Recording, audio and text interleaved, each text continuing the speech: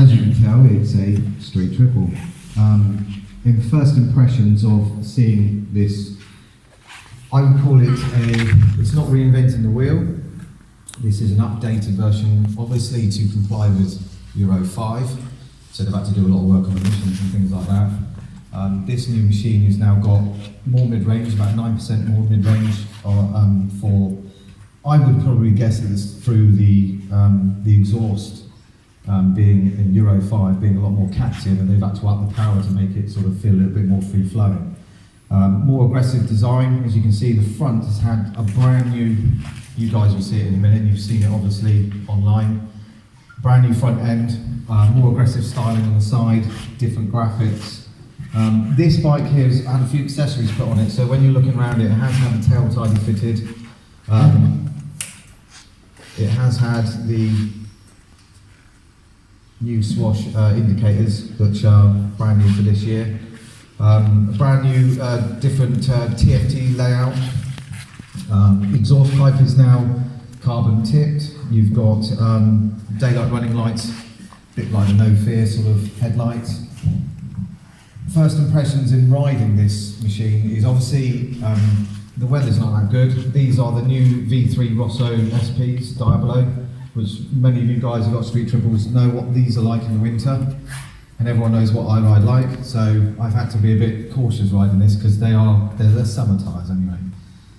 The mid-range is, I can't say that I tell the difference in power on revving, but the torque down low is phenomenal. It's smoother, it feels silkier. Maybe it's because obviously the exhaust system is a lot more free-flowing and it's a little bit quieter on the engine running. The clocks, first impressions getting on the machine and riding it. First of all, I didn't like it.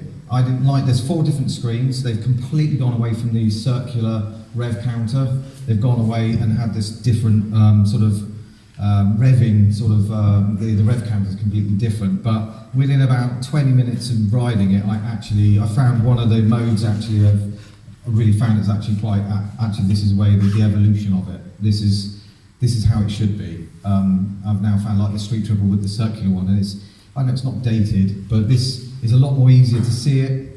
There's 4 different options of screen.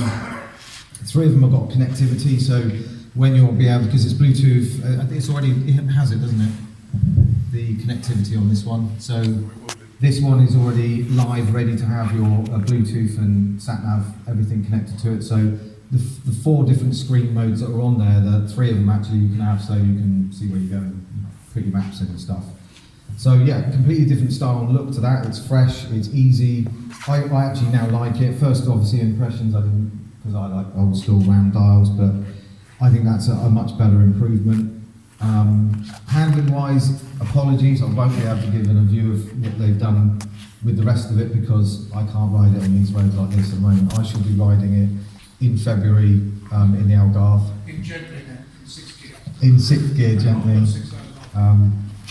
One of the biggest additions to this is the quick shifter. Now they say it's shift assist, which is up and down. It's a quick shifter. It's got an auto blipper on it as well.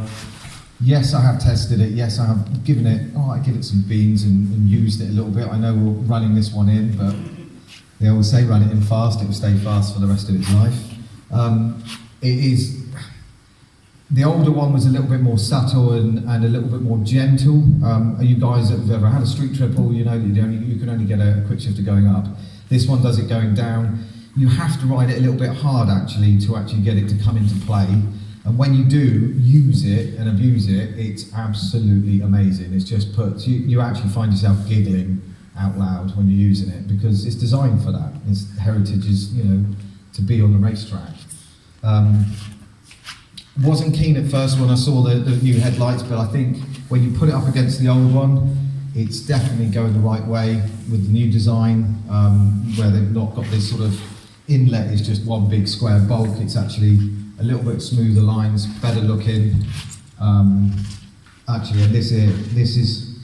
Oh, you're a man that's a Ducati fan and Yamaha. Yeah, I like that. It's nice. The Ducati and the R1's all got this, all going that way. That's sculpted through. You can see right through it. I love that. I think that's really cool, and it's it's made the whole back end a lot better shape. So when you first look at it, oh, it's a street triple. When you actually look closely, even to the side gills here, everything is more. It just looks like it's been completely thought out the way they've just changed all these little bits about it. But the real thing is about how it's going to ride, and that's going to be down to obviously testing it over in the Algarve in February. The price is still going to be right now the same. They've told us it will be going up next year in March, so they've sat it at 10.3. We don't know how much it's going to go up by, but no, in Triumph it will be a couple of hundred. It will, yeah, definitely go up.